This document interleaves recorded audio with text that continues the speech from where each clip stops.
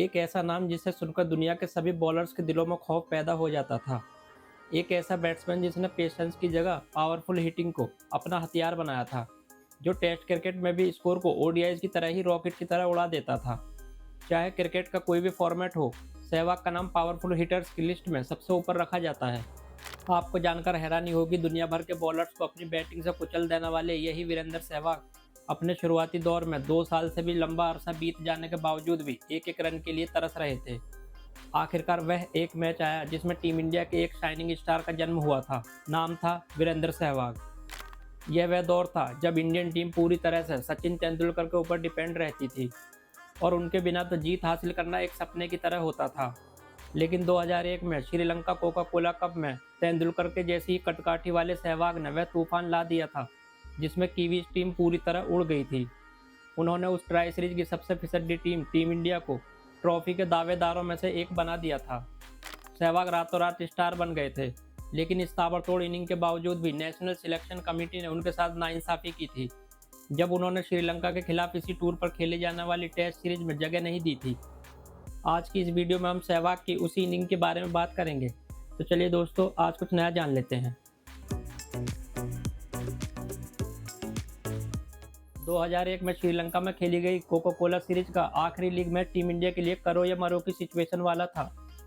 इससे सिर्फ एक महीने पहले खत्म हुए जिम्बाब्वे कोका कोला कप में सबसे ज्यादा रन बनाकर गदर मचाने वाले सचिन तेंदुलकर पैर की चोट की वजह से श्रीलंका कोका कोला कप से पूरी तरह से बाहर थे।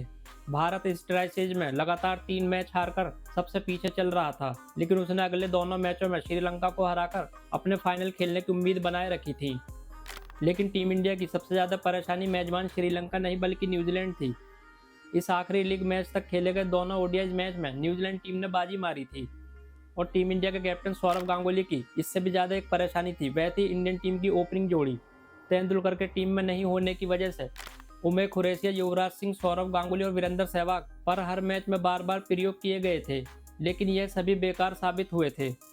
गांगुली ने इस ट्राई सीरीज में उमेश खुरेशिया के ऊपर सहवाग को तरहीज दी थी, जिससे नेशनल सिलेक्शन कमेटी के चेयरमैन चंदू बोर्डे बेहद नाराज हुए थे, क्योंकि उन्होंने खुरेशिया को ओपनर के तौर पर चुना था, ना कि सहवाग को। श्रीलंका पहले ही फाइनल में जगह बना चुका था, जबकि इंडिया और न्यूजीलैंड 5 मैचों में 2-2 जीत के साथ कंधे से कंधा मिलाकर खड़ी थी। न्यूजीलैंड बेहतर नेट रन रेट की सिचुएशन में था। अगर किसी वजह से इस मैच को रद्द कर दिया जाता तो भी टीम इंडिया को टूर्नामेंट से बाहर होना पड़ता। न्यूजीलैंड के कैप्टन स्टीफन फ्लेमिंग ने टॉस जीतकर पहले बैटिंग करने का फैसला लिया था। जहीर खान ने कछुए की चाल से बैटिंग कर रहे मैथ्यू सिंक्लेयर 21 गेंद में 3 रन को तो आउट कर दिया था, लेकिन इसके बाद स्टीफन फ्लेमिंग और नाथन एस्टल ने टीम इंडिया की जमकर क्लास लगाई थी। इन दोनों ने दूसरे विकेट के लिए 138 रन जोड़कर न्यूजीलैंड की टीम को रफ्तार दी थी। युवराज को क्रीज से बाहर हिट करने की कोशिश में स्टीफन फ्लेमिंग को समीर डीगे ने स्टंप आउट कर दिया था। जहीर खान की गेंद पर 1 रन लेकर नाथन एस्टल ने ओडीआई क्रिकेट में अपना 11वां शतक पूरा किया। दूसरी ओर नेहरा ने खतरनाक हो रहे लू विंसेंट 45 और एडम परोरे 0 को 2 लगातार बॉल पर आउट करके टीम इंडिया को बैक टू बैक कामयाबी दिलाई थी। यह परोरे का इस ट्राई सीरीज में लगातार तीसरा डक था। आपको बताते चले, पाकिस्तान के खिलाफ इसी साल हुए 5 मैचों की ओडीआई सीरीज में भी परोरे 3 बार 0 पर आउट हुए थे, जहां पर उन्होंने वसीम अकरम और शोएब अख्तर के सामने घुटने टेक दिए थे। न्यूजीलैंड ने 50 ओवर में 7 विकेट के नुकसान पर 264 रन बनाकर इस टूर्नामेंट का अभी तक का सबसे बड़ा स्कोर खड़ा करके टीम इंडिया और उसके फैंस के पसीने छुड़ा दिए थे। यह एक लो स्कोर टूर्नामेंट था। इस मैच से पहले तक खेले गए मैचेस में सिर्फ एक बार ही 200 प्लस का सक्सेसफुल चेज हुआ था।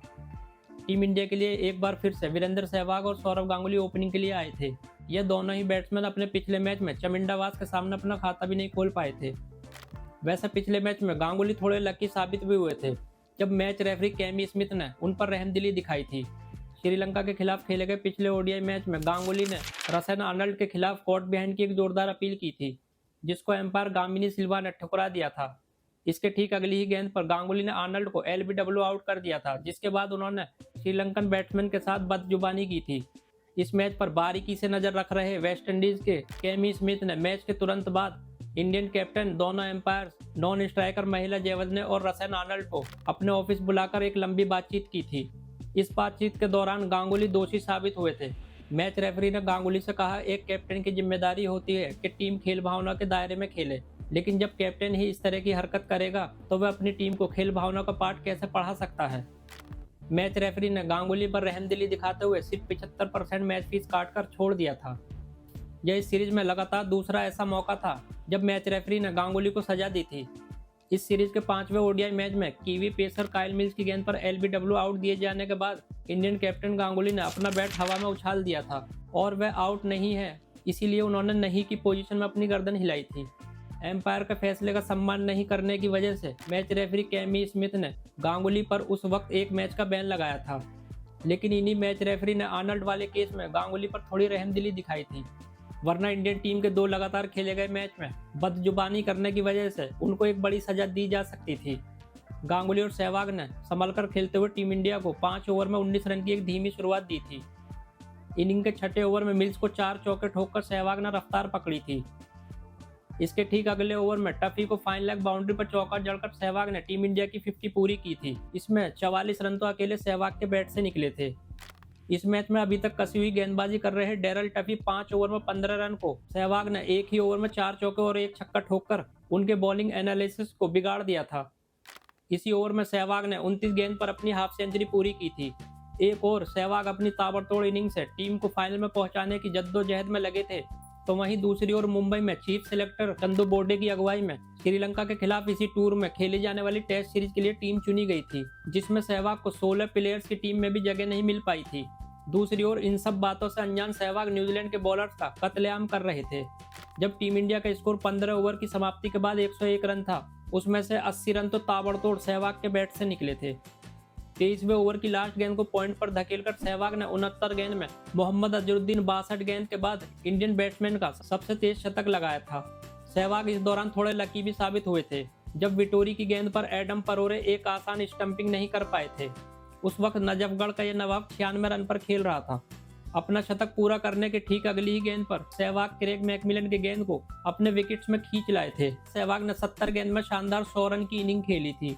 उनकी पावरफुल हिटिंग का अंदाजा इस बात से भी लगाया जा सकता है, न्यूजीलैंड ने अपने 50 ओवर की इनिंग में 19 चौके और 2 छक्के लगाए थे, तो वहीं सहवाग ने सिर्फ 70 गेंदों की अपनी इनिंग में 19 चौके और 1 छक्का लगा दिया था। विस्फोटक इंडियन ओपनर ने अपनी इनिंग के 82% रन बाउंड्री से बटोरे थे।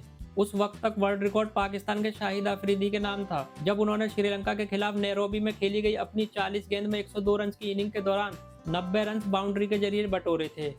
इस तरह कुल मिलाकर इस पाकिस्तानी तूफानी बैट्समैन ने 88.23% रन बाउंड्री से बटोरे थे। सहवाग के बाद वीवीएस लक्ष्मण 0 और सौरभ गांगुली 64 रन भी जल्दी आउट होकर पवेलियन लौट गए थे, जिससे न्यूजीलैंड की फाइनल खेलने की कुछ उम्मीद बंधी थी। लेकिन राहुल द्रविड़ और इस सीरीज में बुरी तरह फ्लॉप साबित हो रहे हेमंग बदानी ने चौथे विकेट के लिए 77 गेंदों में 88 रन जोड़कर टीम को फाइनल में जगह दिला दी थी। मैच के बाद इंडियन कैप्टन सौरभ गांगुली ने कहा कि यह बिल्कुल अद्भुत था। हम 3 लगातार मैच हार गए थे, फिर भी हमने फाइनल में जगह बनाई। इस गर्मी में 2 दिन में 2 मैच खेलना और दोनों को जीतकर फाइनल में जगह बनाना आश्चर्यजनक है। मैच के बाद न्यूजीलैंड के कैप्टन स्टीफन फ्लेमिंग ने कहा कि हमने टूर्नामेंट का सबसे बड़ा स्कोर बनाया। हम इसका बचाव करने के लिए बेहद उत्साहित थे, लेकिन सिर्फ एक प्लेयर सहवाग ने इस मैच को हमसे छीन लिया। यह एक स्लॉगिंग नहीं थी, एक क्लीन हिटिंग थी। मैंने उस पर कई चीज़ें आजमाई, लेकिन बात नहीं बनी। मैच के बाद player of the match Sehwag ने कहा कि मैंने अपना नेचुरल गेम खेला, मैंने शॉट खेले। डेफिनेटली ये ओडीआई क्रिकेट की मेरी सबसे अच्छी इनिंग है। इसके बावजूद भी हैरानी इस बात पर थी कि 12 दिन बाद श्रीलंका के खिलाफ खेले जाने वाली टेस्ट सीरीज के लिए उनको 16 प्लेयर्स में भी जगह नहीं मिल पाई थी। सहवाग की इस इनिंग ने उनको सभी का चहीता बना दिया था। वह सिर्फ एक क्रिकेटर ही नहीं बल्कि एक जज्बे की तरह थे, जिसने टीम इंडिया के खेल को एक नया आयाम दिया था। सहवाग की इस पावरफुल इनिंग के बारे में अपनी राय कमेंट बॉक्स में जरूर दें। चलिए दोस्तों, इस वीडियो को यहीं पर खत्म करते हैं। वीडियो अगर पसंद आई हो तो वीडियो को लाइक शेयर जरूर करें, साथ ही चैनल को सब्सक्राइब करके बेल आइकन भी प्रेस कर लें। और अगर किसी वजह से आपको इस वीडियो में कोई खामी नजर आती है तो वह हमें कमेंट करके जरूर बताएं।